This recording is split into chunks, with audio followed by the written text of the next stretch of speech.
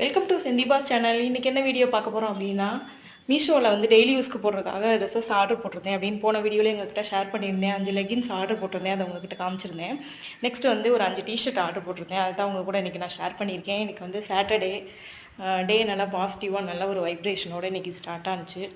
அதோடு இன்றைக்கி உங்களுக்கு ஒரு வீடியோ கொடுத்துடலாம் அப்படின்னு சொல்லிட்டு வந்தாச்சு. காலையிலே பூஜை எல்லாமே முடிச்சுட்டு வந்துட்டேன். ஃபஸ்ட்டு வந்து என்ன கலர் ஆர்டர் போட்டிருந்தேன் அப்படின்னா, ஒரு 5 கலரில் ஆர்டர் போட்டிருந்தேன்.